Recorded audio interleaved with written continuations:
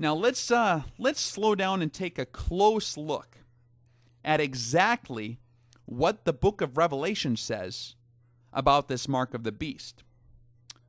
Now we need to pay very close attention to what is being written here. Revelation chapter 13.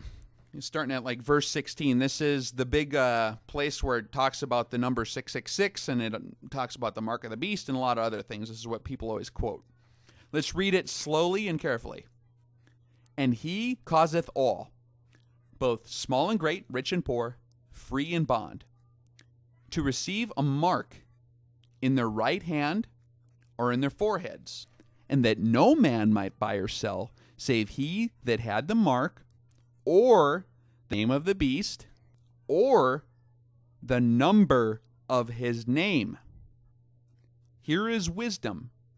Let him that hath understanding count the number of the beast, for it is the number of a man, and his number is 666. So here is a mark received in the right hand or in the forehead that will be needed to buy or sell. Now, does this passage say that the mark of the beast is 666?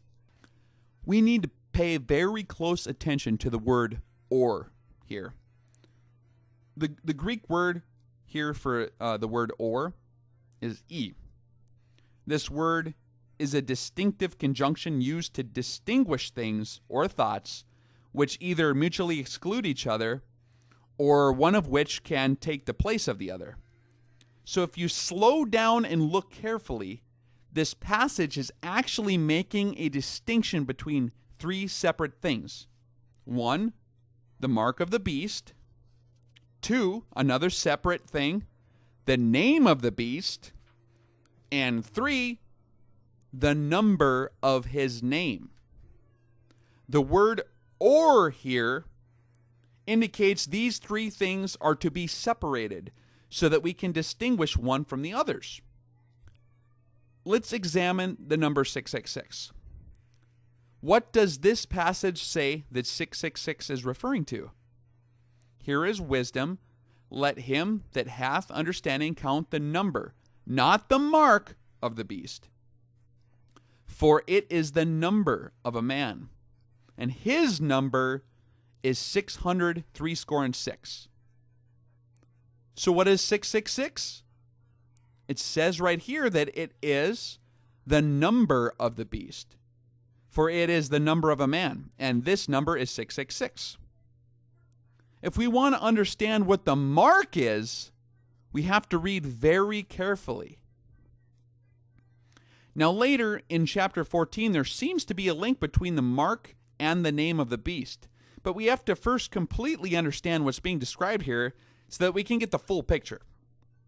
So we know that according to Revelation chapter 13, the mark of the beast is not merely the number 666. 666 is specifically the number of his name, not the mark of the beast. After closely examining this text, the hypothesis that the mark of the beast will simply be an implanted UPC-type computer chip with the 666 ingrained into it doesn't hold water, at least not by itself. There is more to this than meets the eye. In order to understand what the mark of the beast is, we need to look earlier in Revelation to see what the other mark is. We're going to see what is called in the English the seal, or the sphragizo of God. The Greek word sphragizo, I might be saying that wrong, I'm not a Greek guy, means to set a mark upon, like the impressing of a seal. In this verse, in the English, it is translated as seal, but it is defined in Strong's Concordance as a distinguishing mark. So seal in the English is actually mark in the Greek. So it's pretty much the same word. Revelation chapter 7. And I saw another angel ascending from the east, having the seal, the mark, of the living God. And he cried with a loud voice to the four angels, to whom it was given to hurt the earth and the sea, saying, Hurt not the earth, neither the sea, nor the trees, till we have sealed the servants of our God in their foreheads. And I heard the number of them which were sealed, and there were sealed 144,000 of all the tribes of the children of Israel. And it was commanded them that they should not hurt the grass of the earth, neither any green thing, neither any tree, but only those men which have not the seal of God in their foreheads. So we have two groups of people described here. Those with the mark of God and those with the mark of the beast. Everyone will have a mark one way or the other.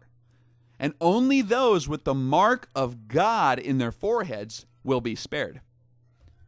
Now, you hear a lot of talk about refusing the mark of the beast, but you don't hear a whole lot of talk about receiving the mark of God.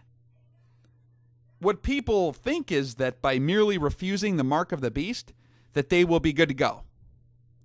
But it doesn't work that way. Anyone who isn't sealed in their foreheads with the mark of God will by default have the mark of the beast. No one will be holding them down on a table and forcing them to get it. They're just going to have it. So are we going to have a bunch of people with computer chips marked 666 in their foreheads, and then a different group of good people with the number 777 in the computer chips in their foreheads? Something seems a little weird about this, doesn't it? What does this mean to be marked or sealed in the foreheads and in the right hands?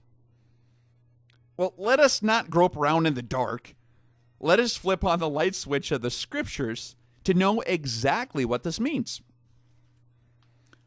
I have not yet seen any pastor in any religious denomination who has accurately relayed what the scriptures say on this topic. It's almost as if they all fell in love with the same Left Behind novels or Van Impe TV shows, or maybe they all went to the same seminary or something. Babylon means confusion, and it should be no surprise that those who work for Babylon would be confused. So let us read what the scriptures identify as the mark of God, so that we may no longer be blind. Let's turn on the light switch together. Deuteronomy chapter 6. And thou shalt bind them for a sign, an oath, a mark, upon thine hand, and they shall be as frontlets between thine eyes. Now, what is this mark we are to bind on our hands and as frontlets between our eyes? Well, let's read the whole statement. All right, back up to the beginning here. Deuteronomy chapter 6, verse 1. We're trying to find out what this mark is on our foreheads and our hands. Now these are the commandments, the statutes and the judgments which the Lord your God commanded you to teach, that ye might do them in the land whither ye go to possess it, that thou mightest fear the Lord thy God, to keep all his statutes and his commandments, which I command thee, thou and thy son's son, all the days of thy life, and that thy days may be prolonged. You keep going on here.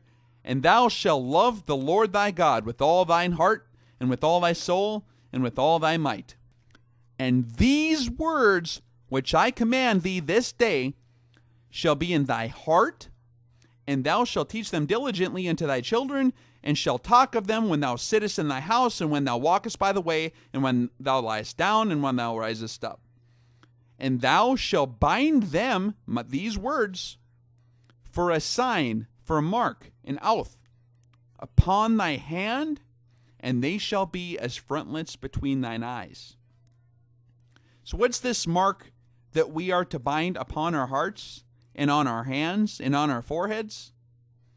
They are those words which he commanded us, his commandments. Now, some of the Jews took this command literally and actually made little leather boxes called phylacteries that contained little scrolls of Torah passages like Exodus 13 and the passage we just read here, and they strapped them onto their foreheads and onto their hands.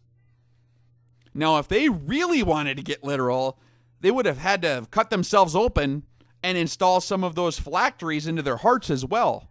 You know, it says it's in their hearts too. So maybe they could stuff it in the left ventricle someplace. I don't know.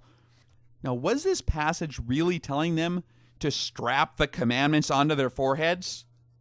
Or was Yahweh trying to communicate something a little more profound than that?